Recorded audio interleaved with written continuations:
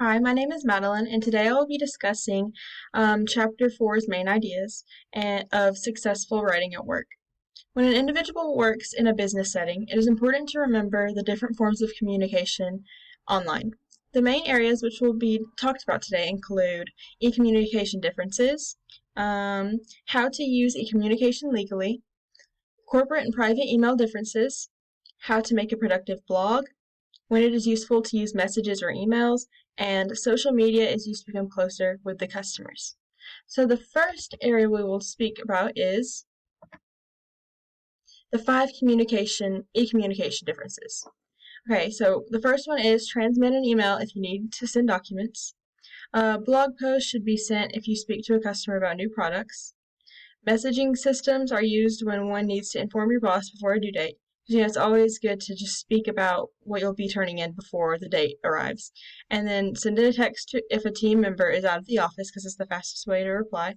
And then using social media is the best way to show customers new products and promotions.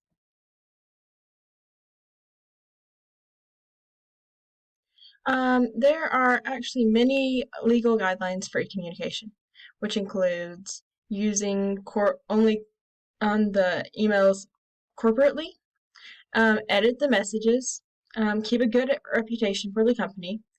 Confidentiality is important. You want to keep these people's information and what they say just secret.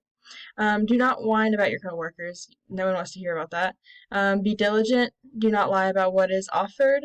Obey the policies and avoid hackers and problems. Next, we'll be talking about personal or business emails and when you should use either one. So for business emails, it is good to use them when you need to have revision and editing. You always need to speak in a kind tone to these people because you're in a business setting. And retain the company reputation. Don't do anything that could lose the company's reputation.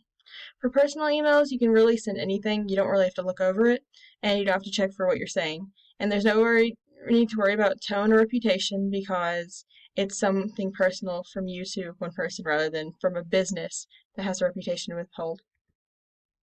There are a few ways to create a productive blog. These include appealing to viewers, creating relationships with customers, promote news and new products, and reply to comments and review ideas.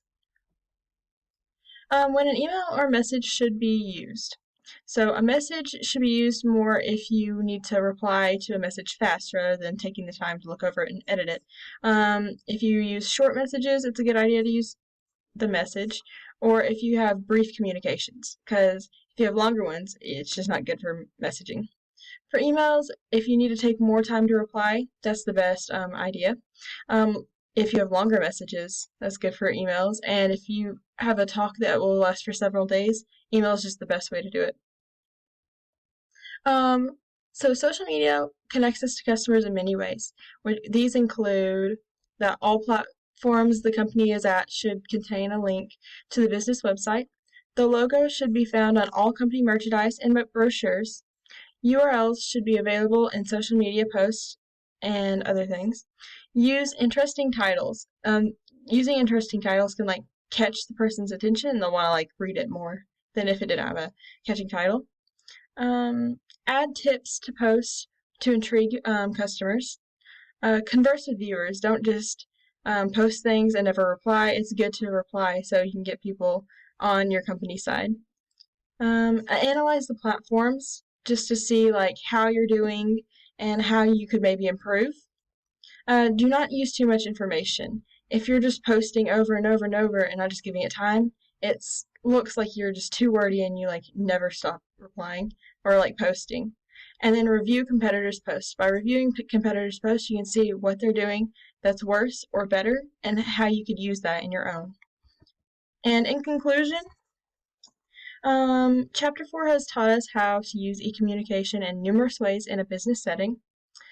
The main ideas which were covered throughout this presentation include the differences of e-communication, how to use it legally, differences between private and business emails, productive blog design, when to use emails or messages, and improve customer relationships through social media. After watching this video, the viewer should now understand the topic, and I'm hoping you find it interesting to watch. It was fun to just speak about this presentation, and I hope you enjoyed it.